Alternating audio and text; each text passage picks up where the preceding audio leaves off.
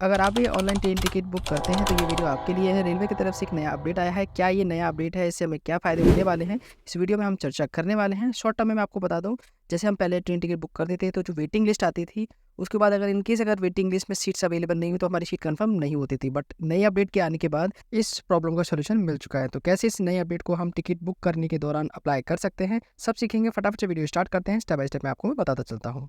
तो इसके लिए हमें चलना होगा IRCTC की ऐप में। तो यहाँ मैं फटाफट से लॉगिन कर लेता हूँ, आप भी लॉगिन कर लीजिएगा। नाउ तो यहाँ पे मैं लॉगिन कर चुका हूँ। उसके बाद पहले वाले सेक्शन पर चलते हैं, ट्रेन वाले पर। Now book ticket. अब यहाँ पे हमें डेस्टिनेशन डालना है, फ्रॉम कहाँ से कहाँ तक। तो यहाँ मैंने डेस्टिनेशन ऑलरेडी डाला हुआ है। उसके बाद यहाँ पे आपको अपना डेट सेलेक्ट करना है, किस डेट की जो है ट्रेन सेलेक्ट आपको करनी है। तो यहाँ मैं सेलेक्ट कर लेता हूँ 16 तारीख एंड सर्च। अब टाइम के हिसाब से मैं यहाँ पे अपनी जो ट्रेन है वो सर्च कर लेता हूँ, किस ट्रेन से मुझे यात्रा करनी है। तो यहाँ मुझे जो यात्रा करनी है वो टाइमिंग के हिसाब से ये ट्रेन मेरे लिए परफेक्ट है। तो अभी यहाँ वेटिंग लिस्ट दिखा रहा है वेडनेसडे की 16 तारीख की लगभग 16। उसके बाद मैं बुक कर रहा हूँ, फिर देखते हैं क्या रहता है। जैसा भी अपडेट होगा मैं आपको इस वीडियो के एंड में बता दूंगा। तो यहाँ आगे बढ़ते हैं, पैसेंजर डिटेल।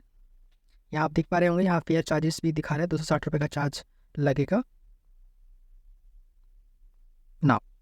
तो यहाँ पे पैसेंजर डिटेल ऑलरेडी यहाँ सेव थी, बट मुझे इस नाम से यात्रा नहीं करनी है। कोई दूसरा पैसेंजर के लिए मुझे ये ट्रेन टिकट बुक करनी है, तो वो मैं फटाफट से यहाँ ऐड कर लेता हूँ। तो यहाँ नीचे जो ऑप्शन दिख रहा है सेलेक्ट पैसेंजर, तो मैं यहाँ पे ऐड कर लेता हूँ। तो यहाँ पे मैंने अपना जो पैसेंजर है वो ऐड कर लिया है।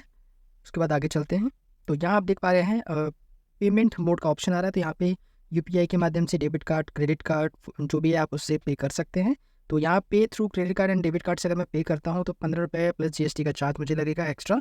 और अगर मैं पे थ्रू भीम UPI से पे करता हूँ तो 10 रुपये प्लस GST का चार्ज लगेगा। तो मैं यहाँ पे नीचे वाले सेक्शन पे क्लिक करता हूँ, रिव्यू जर्नी डिटेल पे आगे प्रोसीड करता हूँ।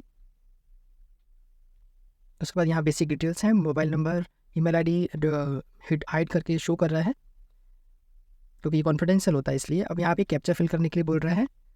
तो यहाँ कुछ 271.80 का टोटल अमाउंट हो रहा है। तो मैं यहाँ पे ये कैप्चा फिल कर लेता हूँ।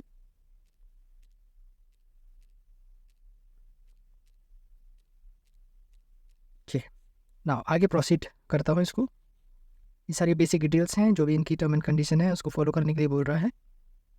तो आगे प्रोसीड कर देते हैं ना। तो यहाँ पे जो भी मोड्स हैं उनके माध्यम से मैं यहाँ पेमेंट कर सकता हूँ। तो फटाफट से ये जो पेमेंट है ये सक्सेसफुली कंप्लीट करता हूँ।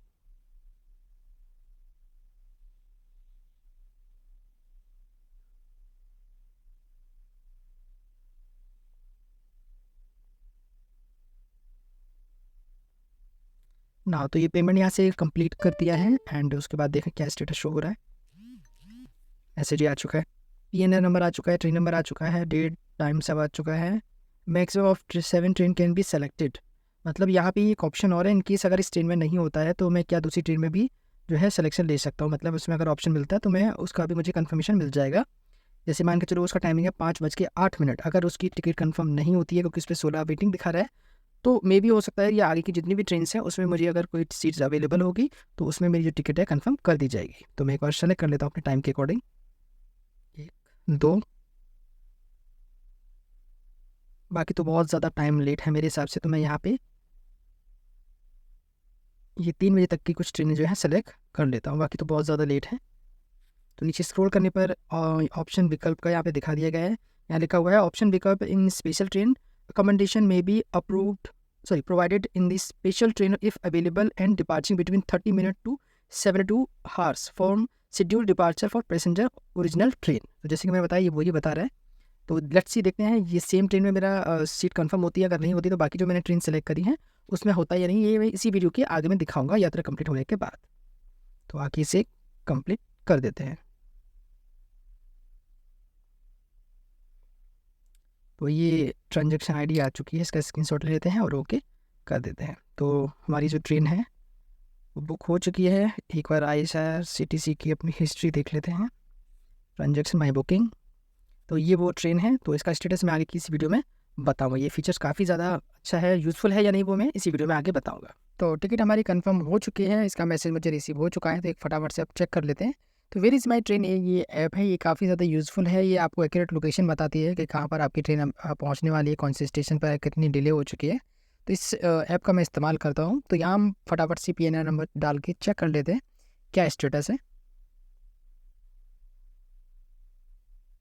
कैप्चा यहाँ फिल करने के बाद आगे प्रोसीड करेंगे। नाउ तो यहाँ पे मेरी जो टिकट कंफर्मेशन मैसेज जो आया था उसके साथ साथ मेरी जो पोर्टल है उसमें मेरी अपडेट हो चुकी है। अब यहाँ पे आप अपनी जो सीट है वो देख सकते हैं, कौन सी सीट आपको दी गई है। तो यहाँ पे मेरे को यहाँ शो हो रहा है डब्बा नंबर है S2 कंपार्टमेंट नंबर, और सीट मुझे दी गई है अपर बोर्ड की। तो यहाँ पे मैं ये अपनी सीट भी देख सकता हूँ, उसके बाद लोकेशन भी देख सकता हूँ कि ट्रेन कहाँ पहुँची है, किस लोकेशन में है, कितनी टाइमिंग पर आएगी, कौन से प्लेटफॉर्म पर आएगी, वो भी आप इस ऐप के थ्रू जो है देख सकते हैं। तो ये काफ़ी ज़्यादा यूज़फुल ऐप है। इसका नाम है वेयर इज़ माई ट्रेन। ये आपको प्ले स्टोर पर मिल जाएगा, और ये है IRCTC के पोर्टल पर, यहाँ पे भी अपडेट हो चुका है।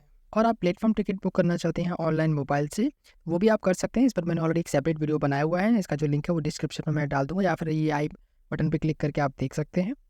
अगर आपको वीडियो अच्छी लगी हो तो लाइक एंड सब्सक्राइब जरूर कीजिएगा। मिलते हैं नेक्स्ट वीडियो में, तब तक के लिए गुड बाय।